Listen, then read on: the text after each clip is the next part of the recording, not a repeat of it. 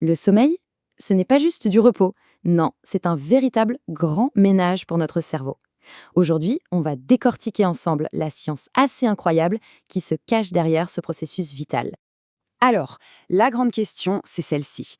Comment est-ce qu'une seule mauvaise nuit peut avoir un tel impact sur le risque d'Alzheimer à long terme? C'est un lien qui a longtemps intrigué les scientifiques. Ils savaient qu'il y avait quelque chose, mais sans comprendre exactement le pourquoi du comment. Oui, on voyait bien le lien, la corrélation statistique. Mais vous savez, une corrélation, ce n'est pas une cause.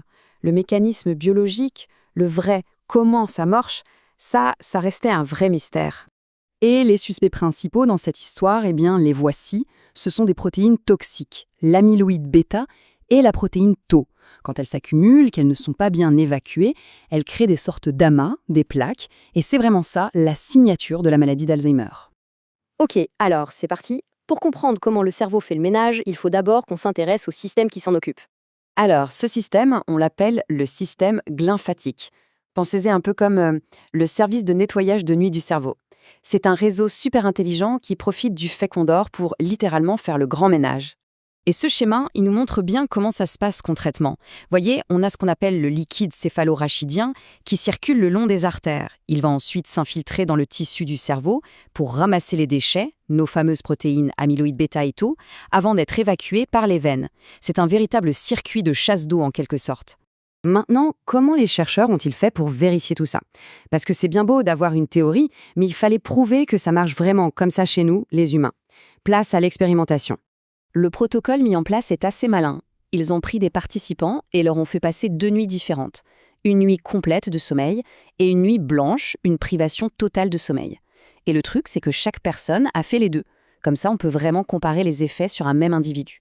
L'idée de départ était donc assez simple. L'hypothèse, c'était que pendant une bonne nuit de sommeil, le système de nettoyage tournerait à plein régime pour évacuer les toxines du cerveau vers le sang. Et à l'inverse, après une nuit sans sommeil, ce processus de nettoyage devrait être complètement ralenti, voire bloqué. Et pour mesurer tout ça en direct, ils ont sorti l'artillerie lourde. Un petit appareil placé dans l'oreille des participants qui mesurait non seulement l'activité électrique du cerveau, le sommeil quoi, mais aussi un truc absolument clé, la résistance du tissu cérébral. En gros, à quel point il est facile ou difficile pour le liquide de circuler à travers. Alors, les résultats, eh bien, ils ont été une véritable révélation. Ils ont tout simplement confirmé que le sommeil n'est pas passif du tout. C'est une phase ultra active et absolument essentielle. Les chercheurs le disent eux-mêmes dans leurs conclusions, c'est très clair.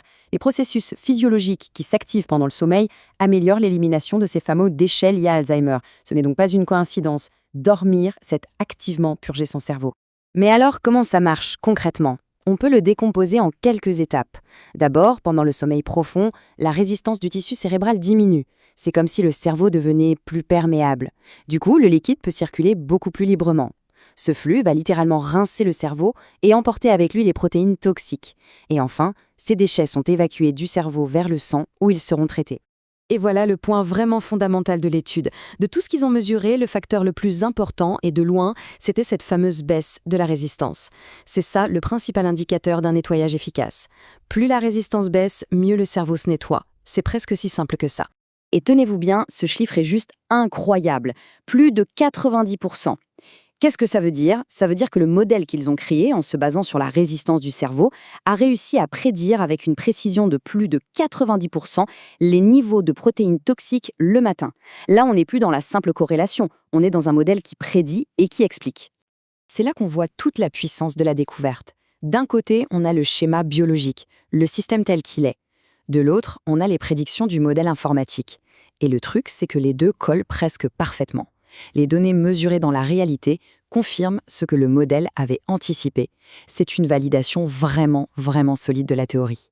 Ce graphique, il résume tout en un coup d'œil. La nuit, quand on dort, c'est le grand nettoyage qui domine. Le cerveau se débarrasse des déchets. Mais quand on ne dort pas, non seulement le nettoyage est à l'arrêt, mais en plus le cerveau continue de produire des déchets. Le résultat final, c'est une accumulation nette de toxines. Ok, mais alors pourquoi est-ce que cette découverte est si importante? Qu'est-ce que ça change concrètement? Alors, si on devait résumer les points essentiels. Premièrement, le sommeil, ce n'est pas passif, c'est un nettoyage actif du cerveau. Deuxièmement, le grand responsable, c'est le système glymphatique. Troisièmement, la clé de voûte de tout ça, c'est la baisse de la résistance du cerveau pendant le sommeil profond. Et enfin, le plus important, on a maintenant un lien mécanique, une explication physique entre une mauvaise nuit et le risque d'Alzheimer. Et tout ça, ça ouvre des perspectives assez folles. Maintenant qu'on sait mesurer l'efficacité de ce nettoyage, la prochaine étape logique, c'est de se demander, est-ce qu'on pourrait l'améliorer?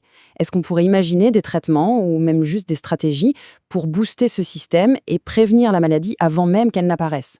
La question est ouverte et elle est pleine d'espoir.